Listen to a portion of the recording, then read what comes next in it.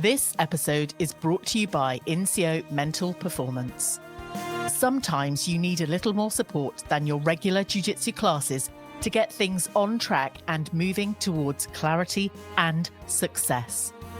For the past couple of months, I've immersed myself in pushing my boundaries and becoming rock solid with my values, and they're not what I thought they were. With the guidance of Graham at INSIO Mental Performance, I focused my mindset towards positive achievement and progress. This process has taken a great deal of work on my side, and I was ready.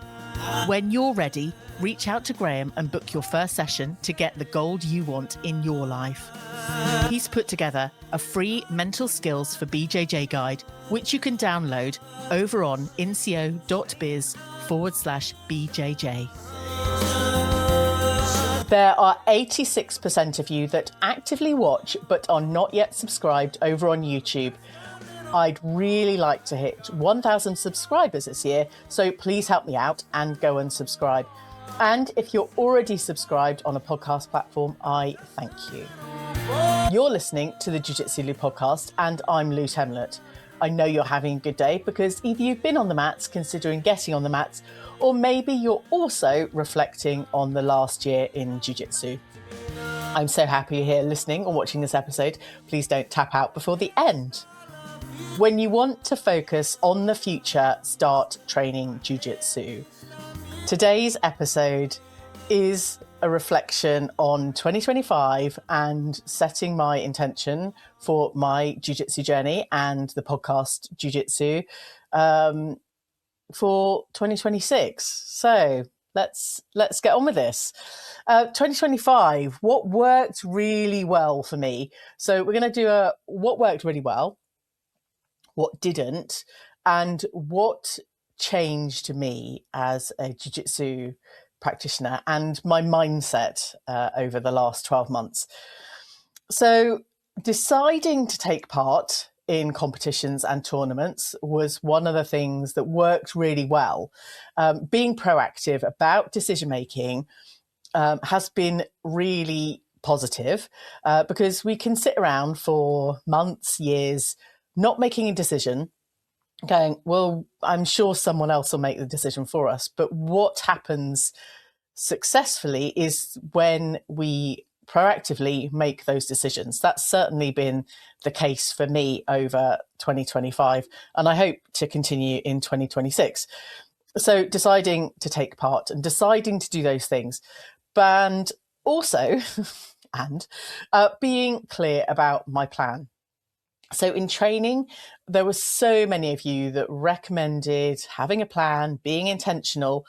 Whilst I did try to fulfill the learning in my own training, it happened some of the time, not all of the time. So that's the learning point and the improvement for 2026.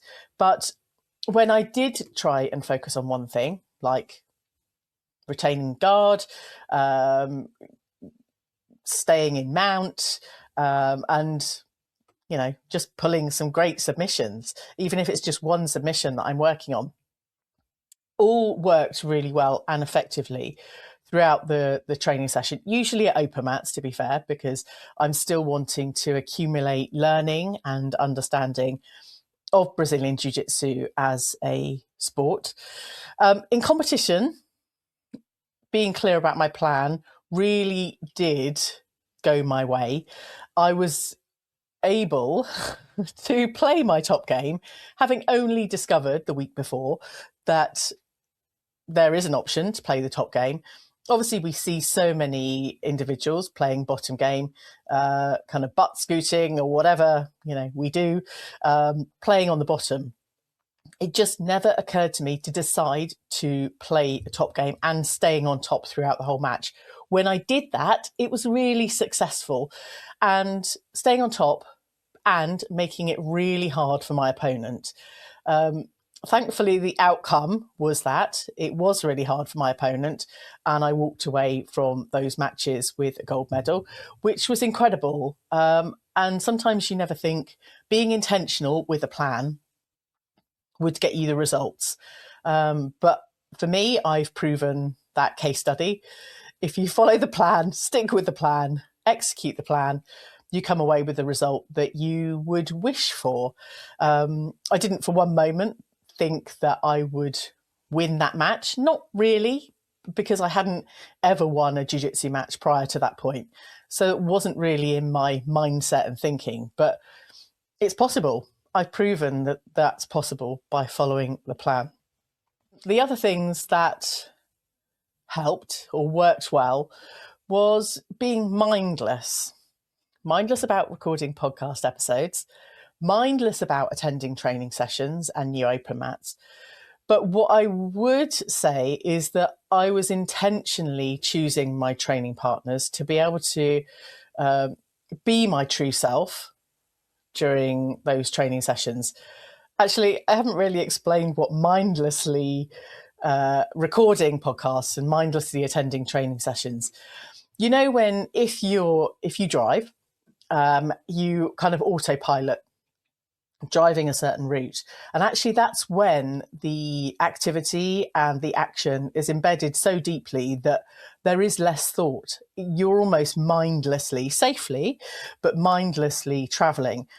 So for me, I found a real benefit in mindlessly recording podcasts. It's a routine, it's a habit, it's something I do on a weekly basis. I do like to front load a number of episodes to make my producer's life a little bit easier.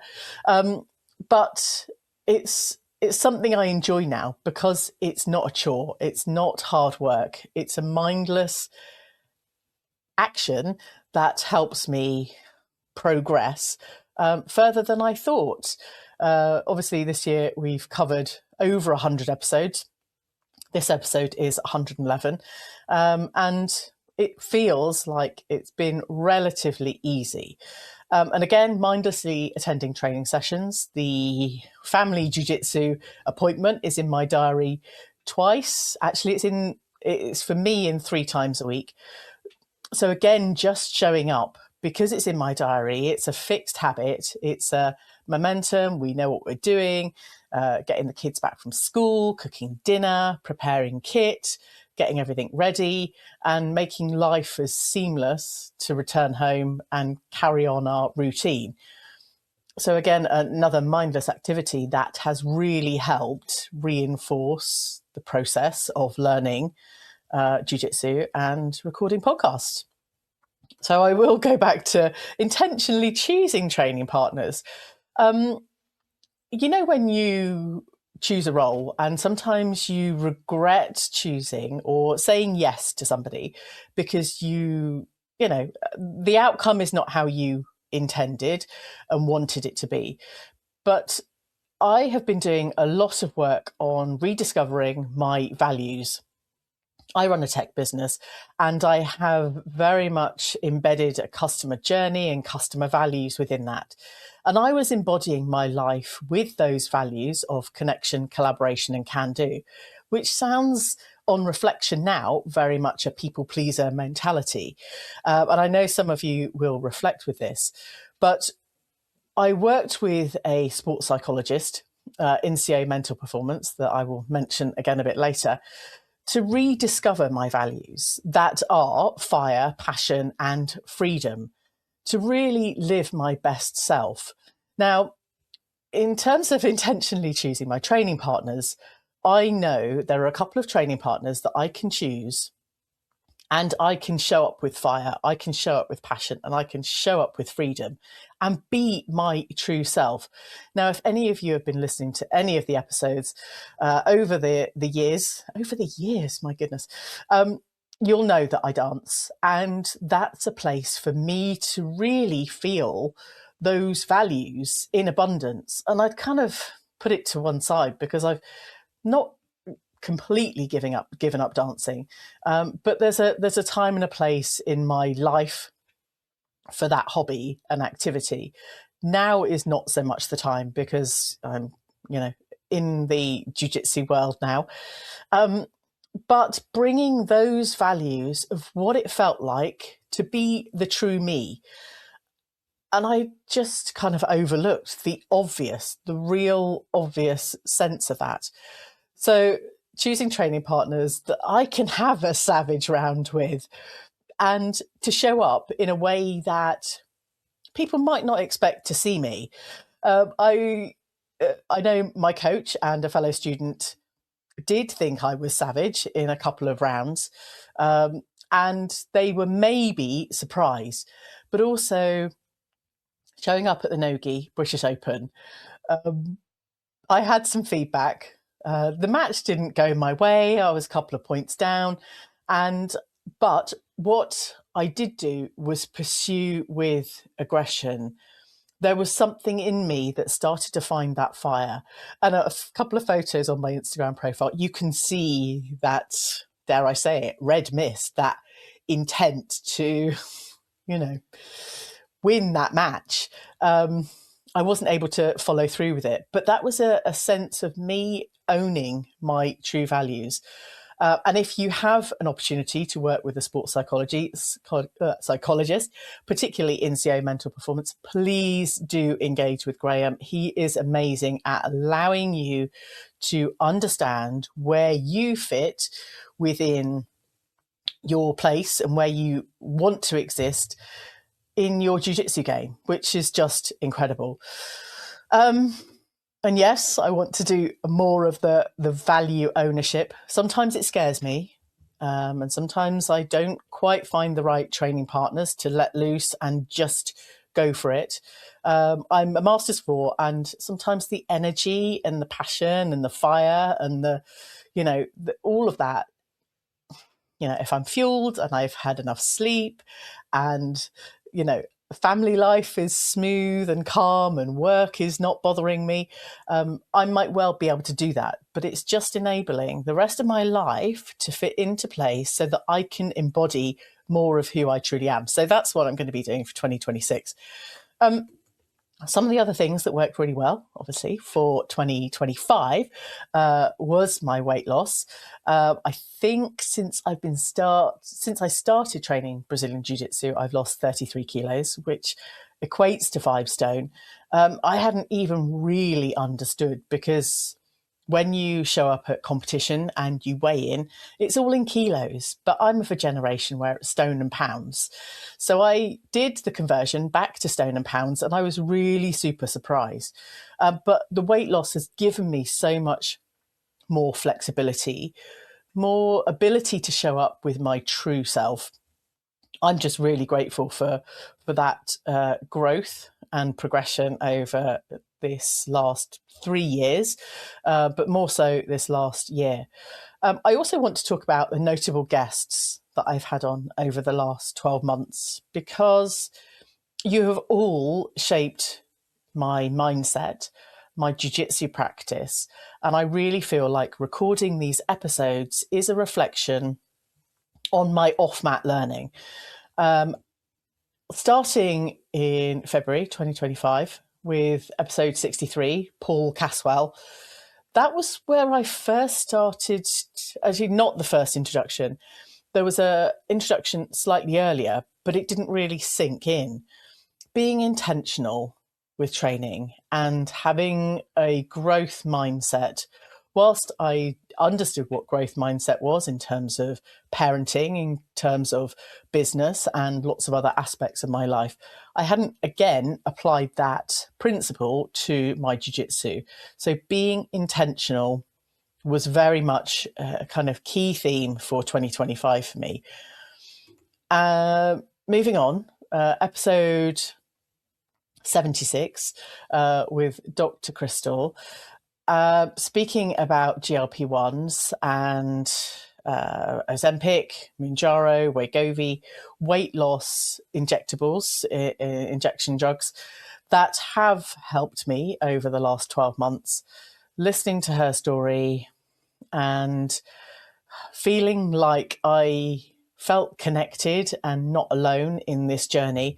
It was also really wonderful to talk about racing cars and, all aspects of life. So thank you, Paul and Crystal, for those episode conversations. Hopefully they will continue, and maybe you'll both come back on the show at some point. One of the other major episodes that really impacted me a great deal was episode 80 with Kerry Poulter, and that was on the 6th of June 2025. Go and check out that episode. Kerry Poulter, purple belt. Her child started jiu-jitsu. She was inspired by her child to start. Again, there's a weight loss story in there. There's a bank robbery. There's all sorts of deep and meaningful growth and shift and fear and vulnerability. So, Kerry, thank you so much for sharing your story. It really did kind of move me to tears, and was just an incredible episode to share with you. I want to move on to the Battle of the Corys from Grapple Worlds, episode 81 with Corey Kent, episode 83 with Corey Pickard. Thank you, Corys, for entertaining me on the Battle of the Corys.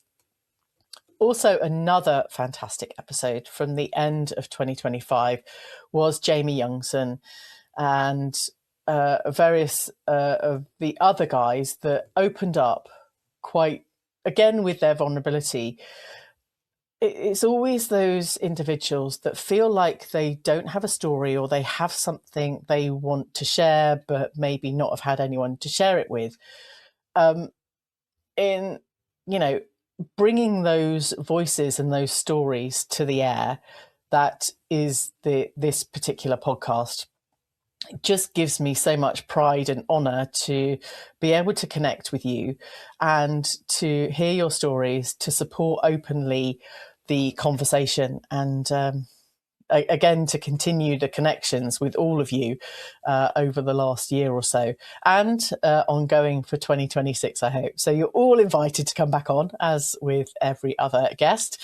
And if you have any other stories, or even feel like you don't have a story to tell, come on the show, because I'm sure that you do. And if you know anybody that you'd like to hear, drop me a line, let me know, and I can personally invite them on the show. Okay, so 2025, what didn't work well? Mindlessly training. I talked about the mindlessly attending training, mindlessly recording podcast, but what didn't work so well was mindlessly going into training, not being that intentional individual, intentional with a particular position or a goal for that session. And I know a lot of the ecological style is very much game-based, problem solving, and all of those amazing things that help you grow and develop. So the mindless training didn't work well. I'm going to be avoiding that going forwards. Feeling disengaged and disheartened when in competition.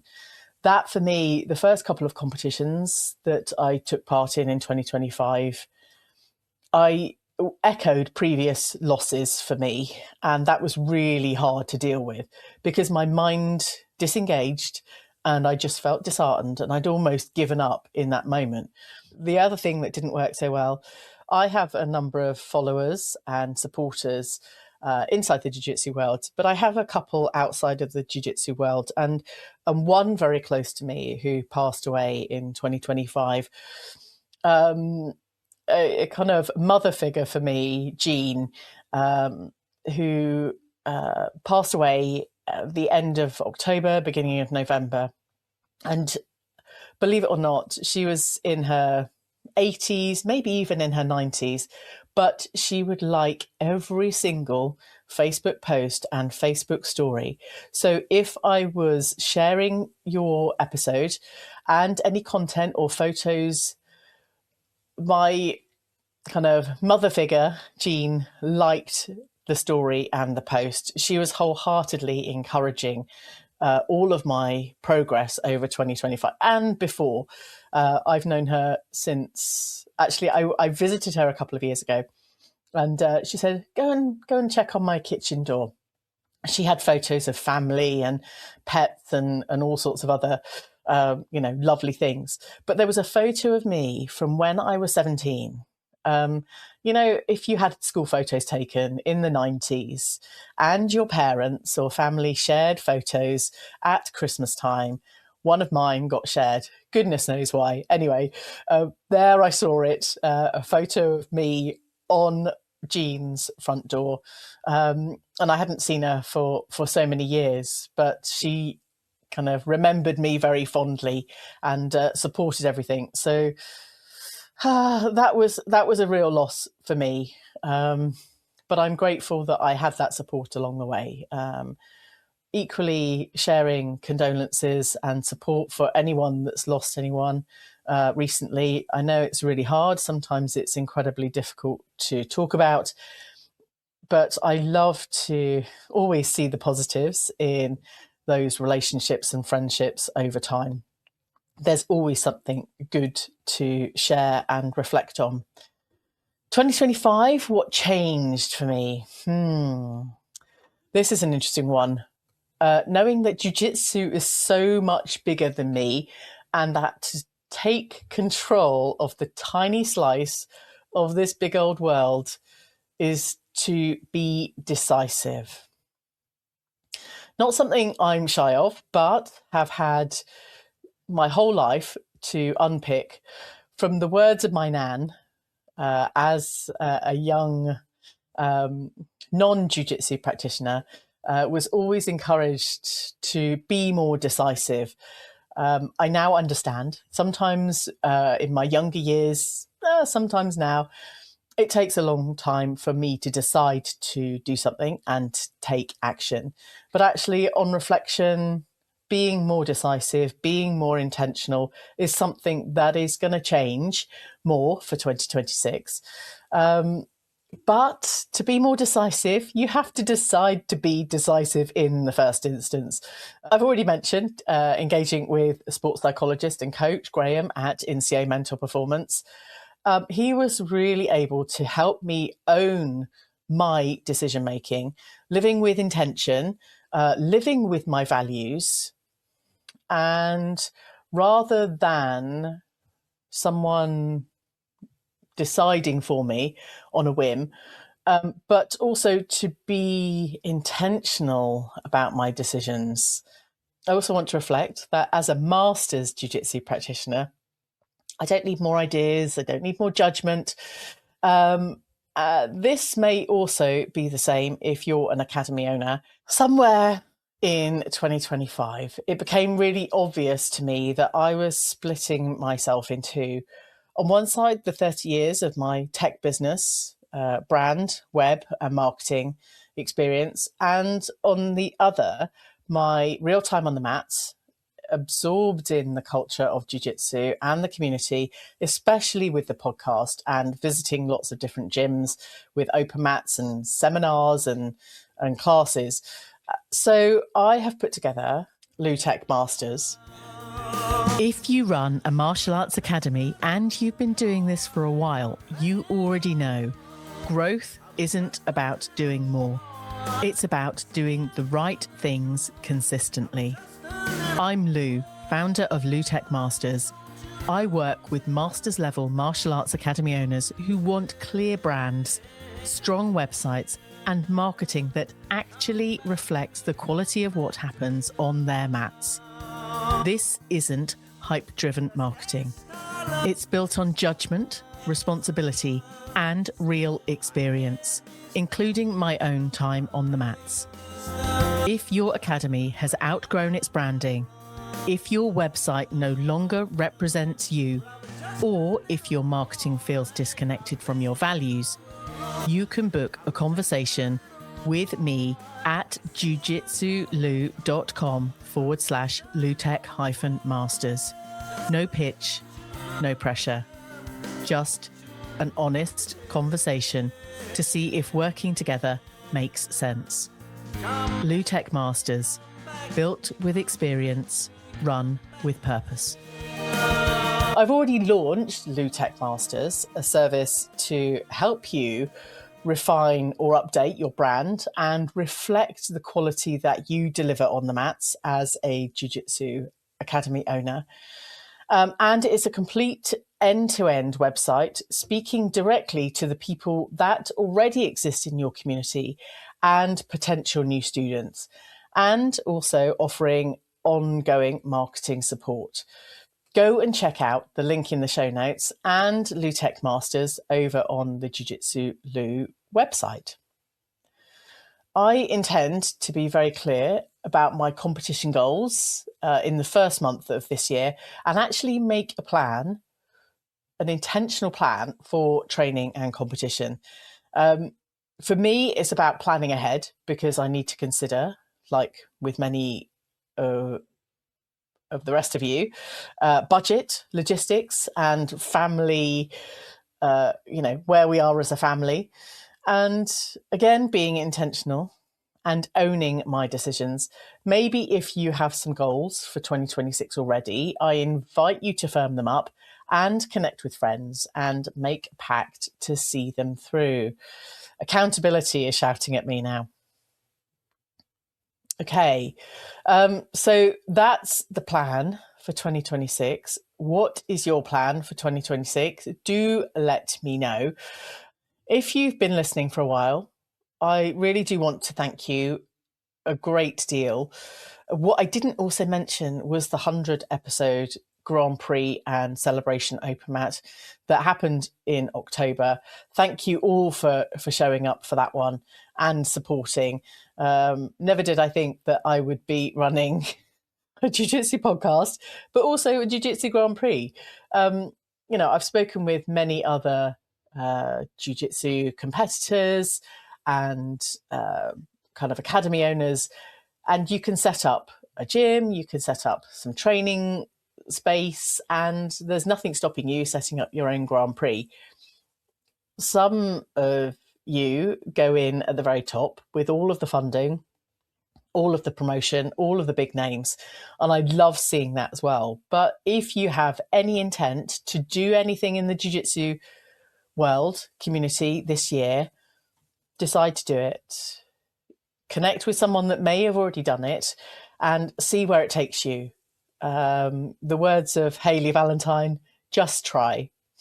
And if you are a martial arts academy owner and feel like your brand or website or marketing no longer reflects who you are, you know where to find me.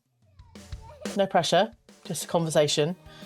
And that's it. I will see you on the next episode of the Jiu-Jitsu Lou podcast. Thank you for sharing 2025 with me. Please continue to share 2026 with me. I would love to hear from you and meet more of you on the Jiu-Jitsu mats.